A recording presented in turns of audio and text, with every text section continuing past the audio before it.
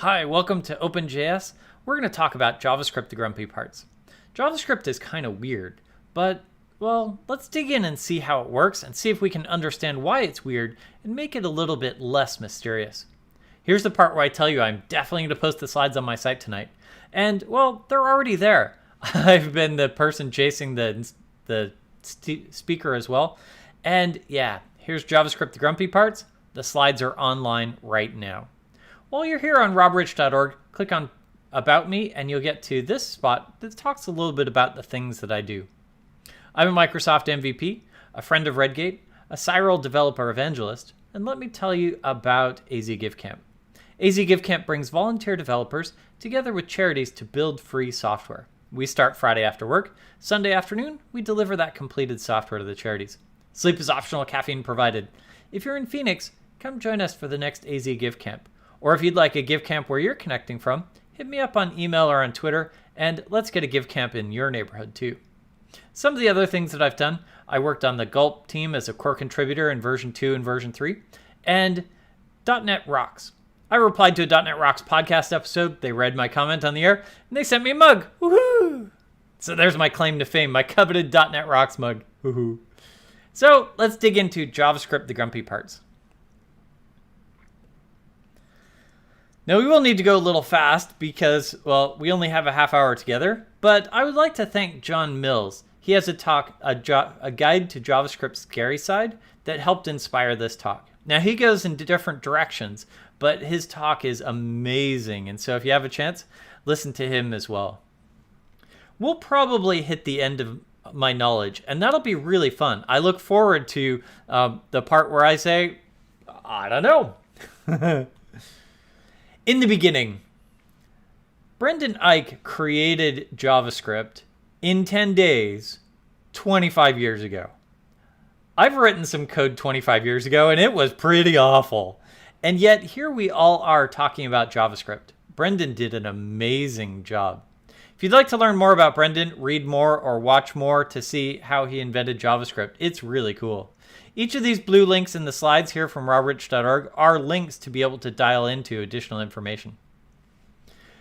Now, what's really cool is we now have a bunch of JavaScript engines that are, for the most part, really high fidelity. In V8, we have Chrome. In SpiderMonkey, we have Firefox. In Internet Explorer, we have Chakra. In Safari, we have JavaScript Core. And each of these JavaScript engines works pretty much the same.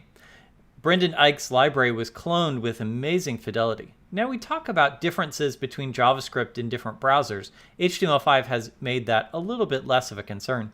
But that was about our interaction with the document object model, the DOM. The JavaScript runtime itself is amazingly compatible, including all the bugs. So JavaScript was copied with incredible precision, including the bugs. Let's take a look at some of the weird things. Now, some of the major design goals of this language was it was a language that, well, runs over there. When we develop JavaScript, we ship our source code, a .js file. The browser is the one that compiles that JS code into executable and runs it. Now, that isn't quite right, but we can use that analogy. It runs over there after the developer has left. So one of its primary objectives is to keep running as often as possible. Now, if it keeps running, it's going to try to be as forgiving as possible. So, well, if it notices a syntax error, it'll back up and see if it can put a semicolon in to be able to solve that. Now, are semicolons required in JavaScript? Well, yes, they are, but the engine may insert them automatically. So if you see JavaScript without semicolons, that's why. We're leveraging that piece of the compiler that says, hey, let me fix that for you. So let's take a look at some of the weird things in JavaScript. This is the JavaScript WAT talk, and I'm not going to play it for you, but I invite you to grab these slides from robrich.org and click play. What's particularly cool is this is Brendan Eich playing the JavaScript WAT talk at one of his talks, and his commentary throughout it. It is amazing. So let's take a look at some weird things. Undefined. Well, undefined is just a variable. So what if we define it. In more recent versions of JavaScript, of ECMAScript, it is defined as a constant, so we can't override it. But this led to some really, really interesting bugs. If, so, for example, we defined JavaScript. Type of null. Type of null is an object. Should it be null? Should it be an object? This is probably one of those bugs. Brendan Knight created it in 10 days, and a few weeks after that, he said, there's some bugs here I'd like to come back and fix. And he was told, hey, there's 40 developers already building with JavaScript right now. We need to not change it. That would be backwards incompatible. 40 developers. I bet there's 40 developers in this room that wish we had gone back and fixed it. But he made the best decision that he could at the time. Here's another one. Type of nan. Well, not a number is, well, a number? I get that not a number is kind of in the number group. It's more in the number group than, say, in the date group or the object group or the function group. But not a number being a number? Yeah, that's kind of weird.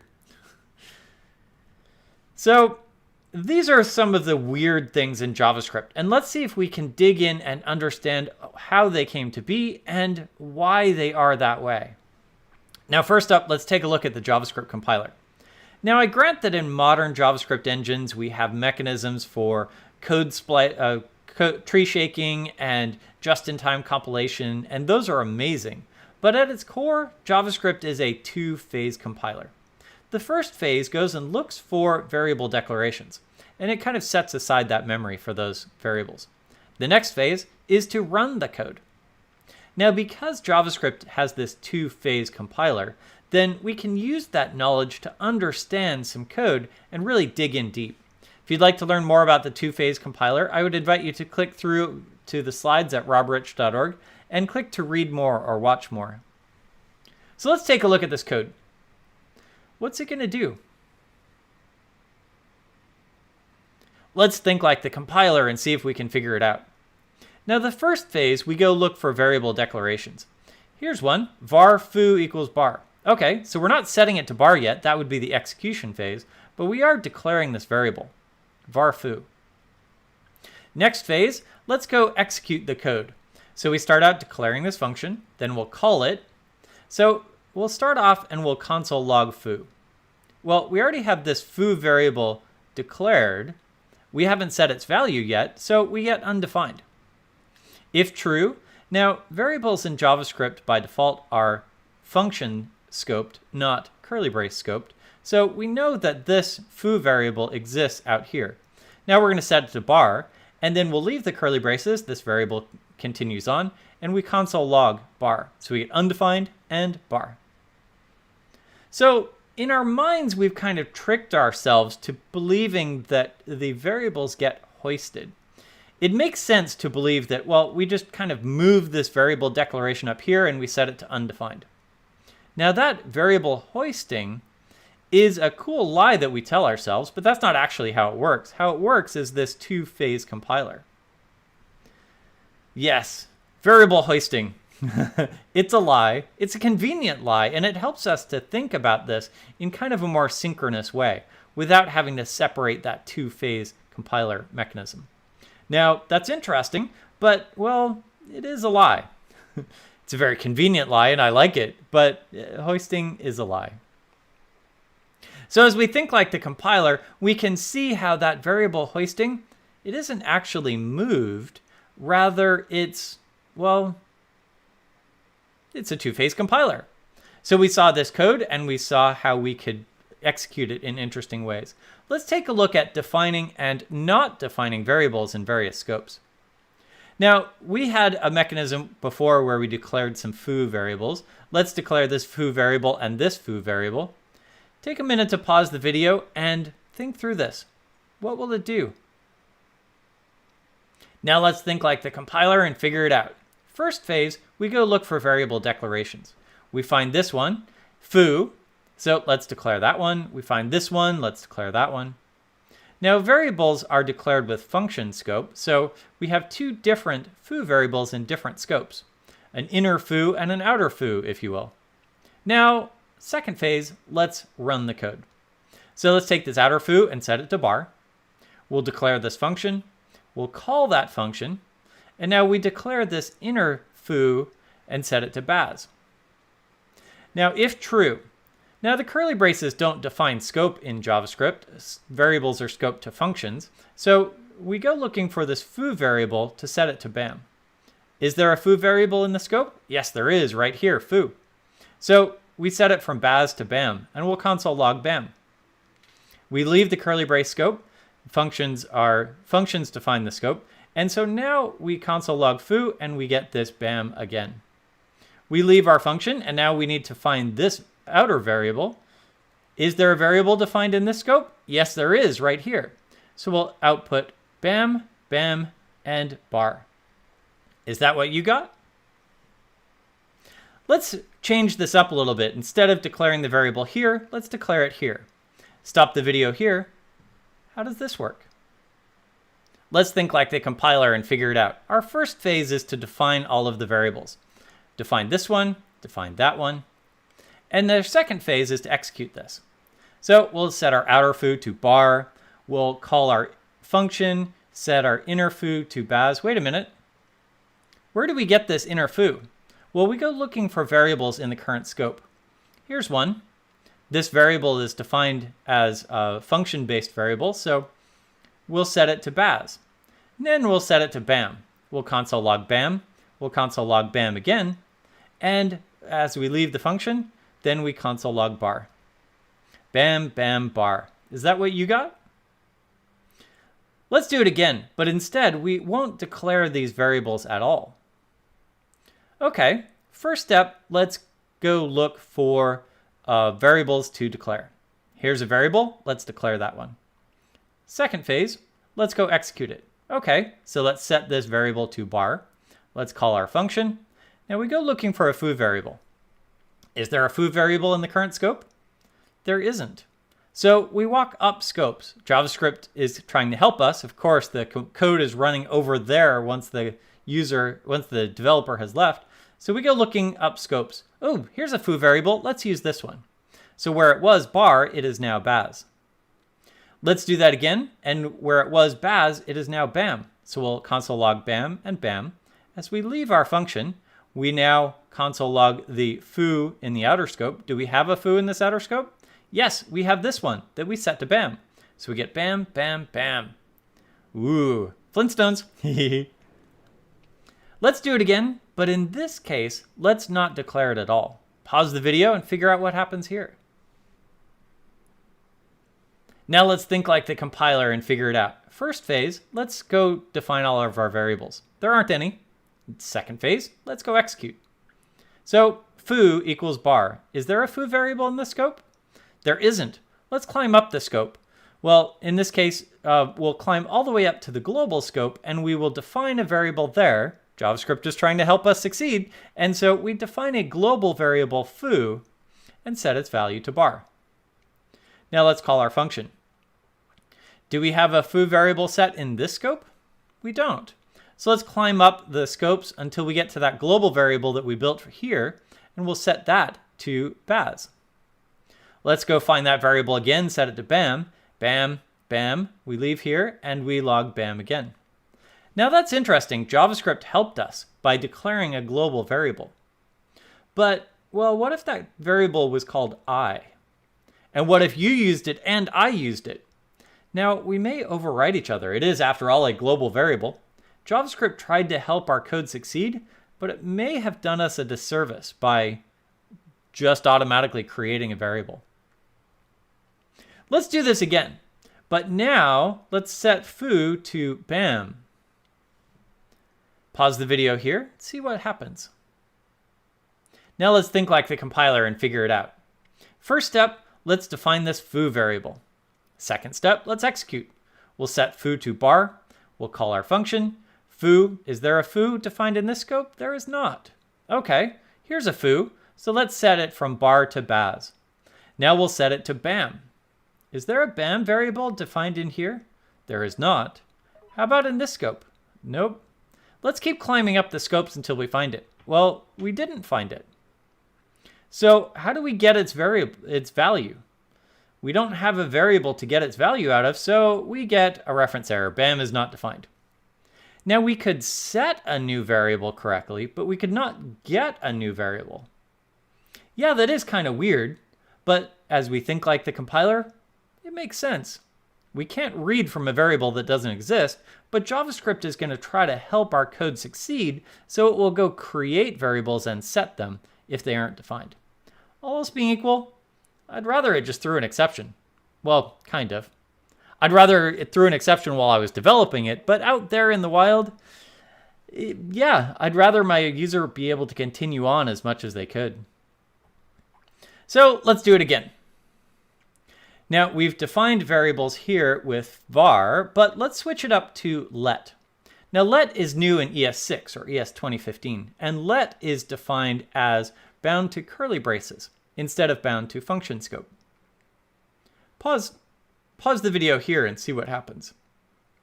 Now let's think like the compiler and figure it out. First, we need to go define all of our variables. Here's one, and here's one. Next, let's execute. Let's set the outer foo to bar. Then let's call our function. Now we're looking for a foo variable. Is there a foo variable defined in this scope? No, this let means that this variable is defined to an inner scope. So we go looking for another foo variable in an outer scope. Oh, there's one right here. So we'll change it from bar to baz. Then inside of our if block, let's create a new variable and we'll set that to bam. So let's console log bam inside here. Then let's console log this variable. Well, we don't have one defined in this scope, but we have one defined in the outer scope. So here we will output baz. Bam, baz. And then out here, we're looking for this variable and we'll output baz again. Bam, baz, baz. Great. Now let's not define the variable. Okay, let's think like the compiler and see if we can figure it out. First, we declare all our variables. There's just one right here. Second, we'll execute. We'll call our function. We'll go looking for a variable. There isn't one in this scope. There isn't one in the outer scope, so we define a new global variable called foo and set its value to baz. Inside this if block, we have this curly brace scoped variable, so we output bam and then baz, and then out here, we go looking for a variable in the current scope. We don't find it. We climb up the tree until we get to that same global variable defined here, and we output baz. Wait a minute. Did this variable leak outside the function? Well, yeah, because we didn't define it scoped to anything, it was created as a global variable. That's weird, but, well, JavaScript helped us.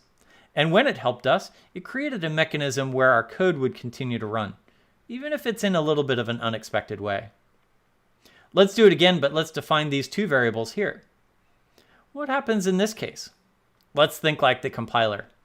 Well, everything works well inside this function. Once we get out here, we're going to get to this foo variable, and we're going to go look for a global foo variable. Well, there's no variable defined in this scope. Let's keep looking for a global variable. Nothing was defined here because all these variables were defined. So we get a reference error. Foo is not defined. Foo is not defined because, well, because I defined these variables inside this containing function, then they expired once we left that scope. Let's do it again, but let's switch from let to const.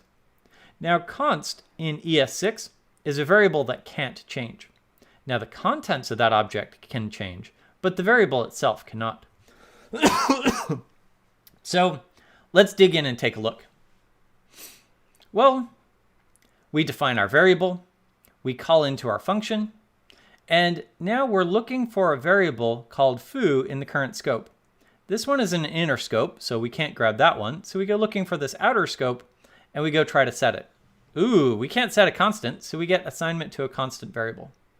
Now, if we're using Babel to transpile from ES6 to ES5, where const doesn't exist, then it changes this const to a let, or no, it changes a const to a var, and yes, we can assign a var, so we'll get different behavior. Every evergreen browser supports ES6 or better now, so probably we want to turn down Babel to output ES6 or better and ensure that that const is indeed const. But that's why you might get different behavior inside of Babel. So we took a look at defining variables. Let's take a look at this. What is this? Well, it's the thing to the left of the dot. Let's take a look at some examples. And we have this speak function where we console log this.name. Now we're defining name out here in a global way, well, global to this space. So if we call speak, what is the thing to the left of the dot? Well, global. So we get Ninja. Now let's call obj1.speak. We could definitely have created this speak function in the middle here, but I just copied it into place for each of the objects. So obj1.speak, what is the thing to the left of the dot? Well, it's obj1, so we get doctor. Obj2.speak, we get Skywalker. Perfect. Ninja, Doctor, Skywalker. Let's do it again, but let's grab it out as a function. Now, in this case, it's no longer the thing to the left of the dot, or rather, the thing to the left of the dot is global. So obj1.speak will work correctly. We'll get doctor. Obj.speak, we'll get undefined. We didn't define a global name. So let's create a new mechanism where we can go grab a button. Now we grab it by ID, and then we click the button to call the speak function. Now what's the thing to the left of the dot? Well, it's the button. So when I say this.id, knowing that I have a get element by ID, I'm going to output the button. Perfect. Now, what if we want to change this speak function to output the name in 100 milliseconds instead? Okay, so let's do it. Now, when we call obj1.speak, set timeout is going to create a whole new stack. So what is this in this new stack? Well, it's the global function, so we're going to get Ninja twice. Let's see if we can fix that. We can alter what this means by calling .call. Now, we'll say .call, and we'll pass in what we want this to be. So taking a look at this code, obj1.speak obviously works as expected, but we don't have a speak function in obj2. So we'll say obj1.speak.call and set this to be obj2. Now this is set to be obj2. We've overridden it, and so we'll get Doctor and Skywalker. Great. Well, let's do that same mechanism. We'll say .call this to try and fix our problem here with our set timeout. Now, it's going to say .call, but this executes it right away. So we will get the right answer, Ninja and Doctor, but we didn't wait the necessary 100 milliseconds. Let's look at bind. Now, bind is a great way to create a closure, a new function that has this set the way we expect. We can kind of think of it like this. This isn't the correct syntax, but we can think of it this way. Let's pass in a function, and what we want this to be. We'll return a new function, and we'll say function.call with that set. Now we have this new function that we can call whenever we're ready, and that will actually do the function calling. So let's look at the real syntax, obj1.speak.bind obj2. Okay, so because we're saying bind, we get this new obj2speak function, and we can call it later, and this is already bound to obj2. So we get Doctor and Skywalker. Perfect. Now, we'll probably see in our code obj2.speak.bind obj2 a lot. What it's trying to do is saying, I want to set this. I don't want any ambiguity. That's perfect. If you find that in your code, that's exactly what it's doing. Now, let's come back to our set timeout function, and let's call .bind this. Now, .bind this will return a new function that we can call later, say in 100 milliseconds. So now that we called .bind, well, we've got Ninja and Doctor. It works correctly. Very nice. Now, let's change to an arrow function. Now, what an arrow function does is it binds the variables at the point where the function is defined. We can think of it kind of like this. So let's define this function, bind it the way we expect, and let's see how this goes. So we've got this speak function, and we'll turn it into an arrow function. Now, because it binds at the point where it's created, then, well, this is bound to the global scope at the point where it's created. We get ninja, ninja, ninja. Oops. That isn't what we expected. Okay, so let's say obj2.speak.bind obj2. We have this trick that allows us to bind this. Well, kind of. This is already bound into place. So wrapping it in another function that binds it to something else, then when it calls this inner function, it's already bound. So we can't re-bind it. So yeah, nope, that didn't work. Okay, so here in our function, let's use an arrow function here. We know that it binds at the point where it's created. So let's use that to grab the this. And now, yes, Ninja Doctor, it works as expected. Perfect. Now what if we changed speak to be an arrow function? Well, then it wouldn't behave as expected. Now it would bind to the global this. But because we have this outer one as function and this inner one as an arrow function, it behaves as expected. Now that's a little weird. Knowing that arrow functions bind at the point where they're created will help us to understand a little bit about how it works. We shouldn't just change every function to be an arrow function. That would be, well, to bind this too much. And we've seen that we can't override it. Now let's briefly take a look at the event loop. I love this website where we get to look at how the event loop works. Let's open this in a new tab and flip over to that tab. And we can take a look at this. This video is awesome.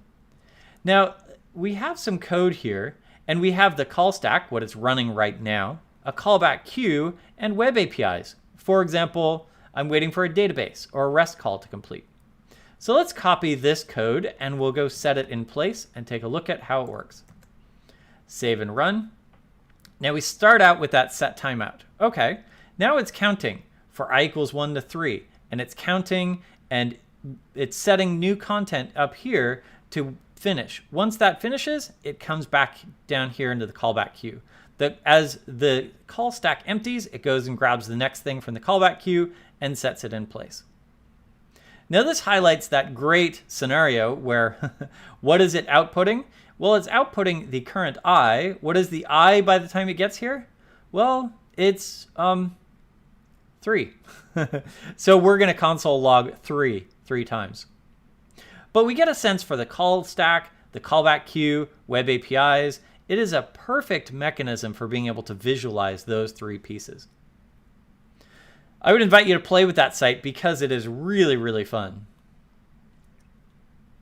So we've got that stack where as the content is run, it's going to run through all of the pieces in the stack. It's not going to look at anything in the callback queue until the stack is empty. Once the stack is empty, it will grab the next piece from the callback queue and set it on the stack and process it. Read more or watch more about this and learn some more about it. Now, as we look at Node, we can think of it like this. Now, this isn't the physical layout, but this is a good logical layout. Each request has its own stack and callback queue and the things that it's waiting for. Now, as Node goes through, it looks at each request and gets it a little bit farther. Well, what if this request is going to count from 1 to a billion? Well, then the callback queue can't get farther. So we'll want to do a lot of things to yield the thread as much as possible so that the other tasks have a chance to get caught up, and then we'll come back and compute a few more. So we might see something like this, set timeout 0. Well, why would I wait 0 seconds? Well, because we're trying to yield the thread so that the rest of the requests can get caught up. We might also do this process.nextTick. And in more modern versions of Node, we don't even need the empty function here. We can just say await process.nextTick, and now we've yielded the thread for a second and let everybody else catch up. That is perfect. Now, if there's no other requests that need any attention, it will come back to us nearly immediately and continue on. Async and await. Now, we only have a minute, so let's cruise through this really fast. Async and await was clearly borrowed from C#. It builds a similar state machine as the task parallel library in C#, but it does it with promises and generators. So, well, what if we have this promise-based library here, and we want to upgrade some of the things to async and await. How do we do that? Well, the cool part is that async and await has this mechanism where we can just await things and start to feel as if it was synchronous. That's amazing. Now, because it feels synchronous, we can start to think about it with standard fallback mechanisms. But we know it'll stop here until this is done, and then it'll stop here until this is done. And it's not blocking the thread, it's yielding the thread for other things. And then when it comes back, then it'll be able to continue on. We can think a lot more synchronously in spite of the fact that it's actually executing asynchronously. That's amazing. Now, do we have to wait until we do a big bang refactor to get everything? Nope. Async and await works as promises under the hood. So we have this async function, and let's call it but not await it. What is res? Well, res is a promise that we can just .then with. Now, we could choose to await it so that we would resolve the promise, but knowing that it is a promise under the hood, we could .then. So let's imagine that I have this legacy function that I need to call from this new async code that I'm writing. Do I have to use promises and a .then-a-thon? No, I can just, await that function. I know how to await promises, and it works just fine. Simultaneously, if we go the other way, then we can take a look at this async function and call it using promises. Now, in this case, we would like to do a lot of things in parallel. Now, we want to call lib1, call lib2. Notice how we're not awaiting them. So we have 3 promises. Well, how do we await a bunch of promises? Well, we have this promise.all, and we can await that, and then we have all our results. All these things happen simultaneously. Well, kind of. JavaScript is still single-threaded, but I didn't have to wait for one to finish before I started 2. That's perfect. JavaScript, it's an amazing experience for a 10-day project 25 years ago. I think Brendan Eich did an amazing job. The code I wrote 25 years ago is not nearly as good as the code he wrote 25 years ago. Find me in that place that the conference has designated for Q&A. Or if you're watching this later, hit me up on Twitter at rob_rich. You can grab the slides right now from robrich.org. Thanks for watching.